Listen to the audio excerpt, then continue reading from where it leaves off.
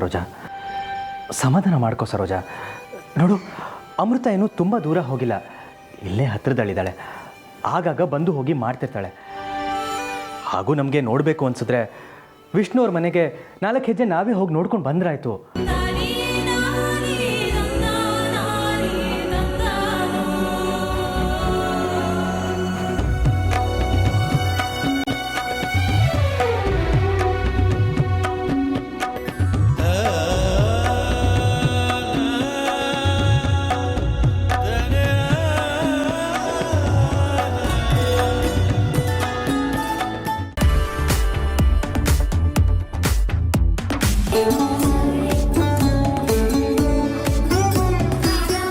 ನೀನೇ ನಿನ್ನ ಕೈಯಾರ ಎಡವಟ್ಟು ಮಾಡ್ಕೊಂಬಿಟ್ಟಲ್ಲೇ ಮಯೂರಿ. ನಿನ್ನ ಜಾಗದಲ್ಲಿ ಇನ್ಯಾರನ್ನೋ ನೋಡೋ ಪರಿಸ್ಥಿತಿ ಬಂತು. ಅಮೃತ, ಮನೆ ಸೊಸೆಯಾಗಿ ನೀನು ಮಾಡ್ತಿರೋ ಮೊದಲನೇ ಕೆಲಸ ಇದು. ಈ ಹಾಲು ಎಷ್ಟು ಜೋರಾಗಿ ಹುಕ್ಕ ಹರಿಯುತ್ತೋ ಅಷ್ಟೇ ಸುಖ, ಸಂತೋಷ, ನೆಮ್ಮದಿ ಈ ಮನೇಲಿ ಇರುತ್ತೆ. ಪಾತ್ರೆ ಸರಿಯಾಗಿ ತೊಳೆದಿದ್ಯೋ ಇಲ್ವೋ ನೋಡಿ ಚಿಕ್ಕತ್ತೆ. ಹಾಲು ಉಕ್ಕದೇ ಇದ್ರೂ ಪರವಾಗಿಲ್ಲ, ಒಡಿದೇ ಇದ್ರೆ ಸಾಕು.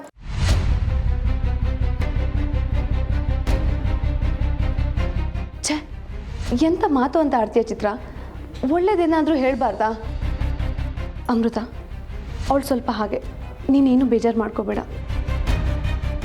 ಇಲ್ಲ ಅತ್ತೆ, ನಾನು ಬಂದಿರೋದು ಈ ಮನೇಲಿ ಹಾಲು ಉಗ್ಸೋದಕ್ಕಲ್ಲ, ಹಲ ಉಗ್ಸೋದಕ್ಕೆ. ಇಲ್ಲಿ ಹರಿಯೋದು ಸಂತೋಷ ಸಮೃದ್ಧಿ ಅಲ್ಲ, ರಕ್ತ ಹರಿಯುತ್ತೆ. ಕೊನೆಗೆ ಈ ಮನೇಲಿ ಉಳ್ಕೊಳ್ಳೋದು ನೆಮ್ಮದಿ ಅಲ್ಲ, ಸೂತಕ ಮಾತ್ರ.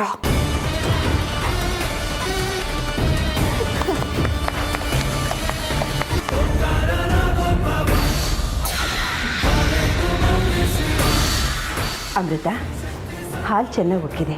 ಈ ಮನೇಲಿ ಸುಖ, ಸಂತೋಷ, ನೆಮ್ಮದಿ ಕಾಪಾಡೋದು ನಿನ್ನ ಕೈಲಿದೆ.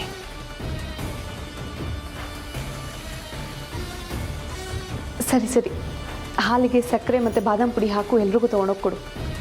ಹ್ಞೂ ಅಮೃತ, ಹಾಲನ್ನ ಆರಿಸಿ ತಂದ್ಕೊಡು. ಬಿಸಿ ಹಾಕ್ಕೊಟ್ಟು ಎಲ್ಲರೂ ನಾಲ್ಗೇನು ಸುಡ ಹಂಗೆ ಮಾಡಿಬಿಟ್ಯಾ. ಚಿತ್ರ, ಸುಮ್ಮನೆ ಇರೋಕ್ಕಾಗಲ್ವಾ ನಿನಗೆ?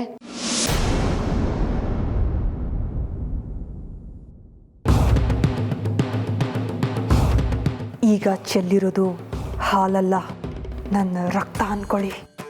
ನನ್ನ ಅಪ್ಪ ಅಮ್ಮನ ರಕ್ತ ಹರಿಸಿದ್ರಿ ಅಲ್ವಾ, ನೋಡ್ತೀರಿ ಇನ್ಮೇಲೆ ಈ ಮನೇಲಿ ಹೇಗೆ ರಕ್ತದ ಓಕುಳಿ ಹರಿಸ್ತೀನಿ ಅಂತ.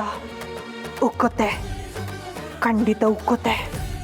ನನ್ನ ಸೈಡಿನ ಬೆಂಕಿ ಉಕ್ಕಿ ನಿಮ್ಮನ್ನೆಲ್ಲ ಬಲಿ ತಗೊಳುತ್ತೆ.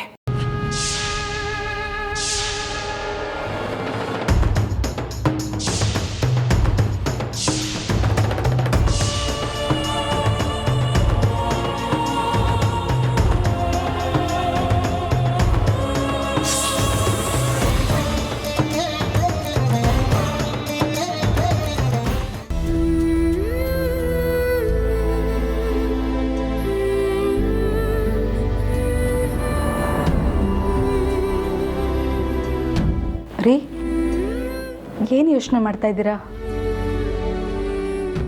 ನೀನೇನು ಯೋಚನೆ ಮಾಡ್ತಿದ್ಯೋ ಅದನ್ನೇ ನಾನು ಯೋಚನೆ ಮಾಡ್ತಿದ್ದೀನಿ ಸರೋಜಾ. ರೀ, ಅಮೃತ ಇತ್ತೀಚೆಗೆ ಪದೇ ಹೇಳೋಳು, ಅಮ್ಮ ನಿನಗೊಂದು ಮಗು ಆಗತ್ತೆ, ನಿನ್ನ ಮಡ್ಲು ತುಂಬುತ್ತೆ ಅಂತ. ರೀ, ಅವಳ ಮಾತು ನಿಜ ಆಗುತ್ತೆ ಅಲ್ವೇನ್ರಿ? ಆ ಕ್ಷಣಕ್ಕೆ ಅವಳು ಹೇಳಿದ ಮಾತು ನಿಜ ಆಗ್ಬೋದು ಅಂತ ನನಗೂ ಅನ್ನಿಸ್ತು. ನಮ್ಮ ಕನಸುಗಳೆಲ್ಲ ಈಡೇರ್ಬೋದು ಅಂತಲೂ ಅನ್ನಿಸ್ತು. ಆದರೆ ಏನ್ರಿ ಆದರೆ?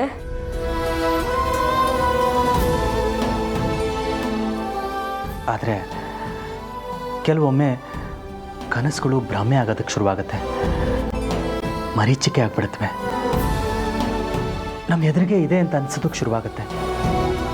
ನಾವು ಎಷ್ಟು ಅದನ್ನು ಹಿಡ್ಕೊಳ್ಳೋದಕ್ಕೆ ಹೋಗ್ತೀವೋ ಅದು ನಮ್ಮಿಂದ ದೂರ ಹೋಗ್ತಾನೆ ಹೋಗುತ್ತೆ.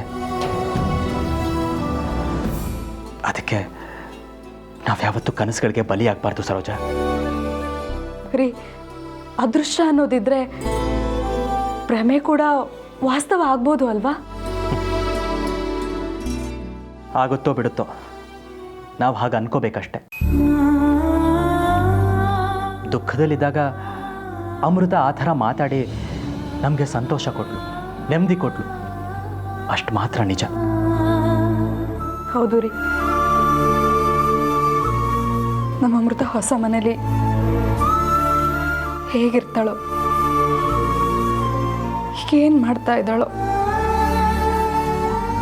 ಹ್ಞೂ ಸರೋಜ, ಅಪ್ಪ ಅಮ್ಮಗೆ ನಮ್ಮ ಮಗಳು ಗಂಡನ ಮನೇಲಿ ಸುಖವಾಗಿರಲಿ, ಅಲ್ಲಿರೋರು ಎಲ್ಲರ ಜೊತೆನೂ ಹೊಂದ್ಕೊಂಡು ಹೋಗಲಿ, ಅವಳ ಆಸೆಗಳೆಲ್ಲ ಈಡೇರಲಿ ಅಂತ ಆ ದೇವರಲ್ಲಿ ಪ್ರಾರ್ಥನೆ ಮಾಡ್ಕೊಳ್ಳೋದು ಅಷ್ಟೇ ನಮ್ಮ ಕರ್ತವ್ಯ. ಅದನ್ನೇ ಮಾಡಿಕೊಂಡು ನೆಮ್ಮದಿಯಾಗಿದ್ಬಿಡೋಣ ಸರೋಜ.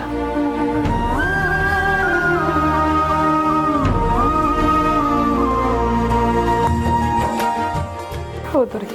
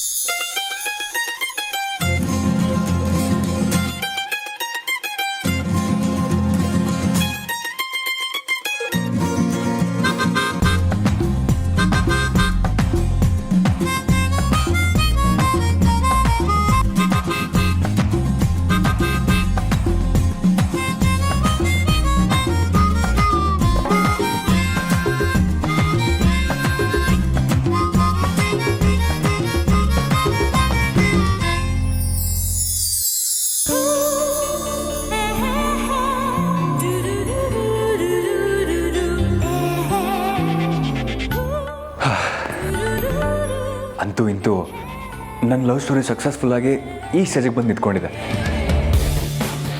ಇದೆಲ್ಲ ಕನಸ ನನ್ಸ ಒಂದು ಗೊತ್ತಾಗ್ತಾ ಇಲ್ಲ. ಇನ್ನು ಸ್ವಲ್ಪ ಹೊತ್ತಲ್ಲಿ ಅಮೃತ ನನ್ನ ಜೊತೆ ಆಗ್ಬಿಡ್ತಾರೆ.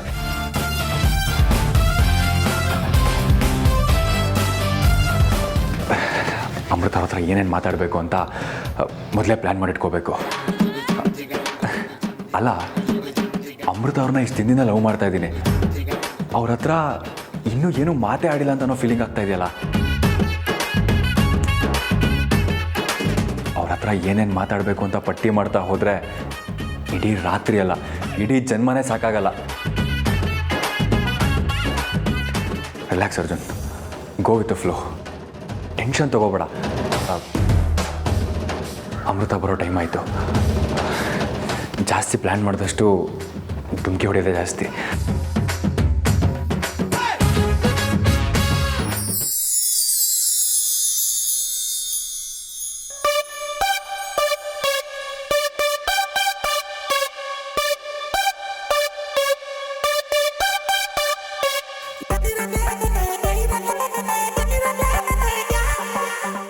ನೀ ಸುಮ್ಮನೆ ಇರೋ ರುದ್ರ.